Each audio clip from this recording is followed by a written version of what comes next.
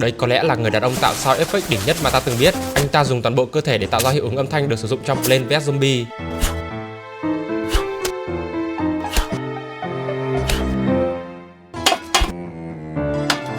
Tiếng nhảy xà cũng mô phỏng chính xác.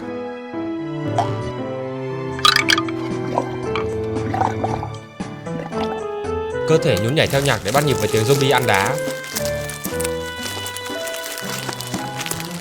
Ngoài ra anh ta còn có thể tạo hiệu ứng của rất nhiều dạng video nữa.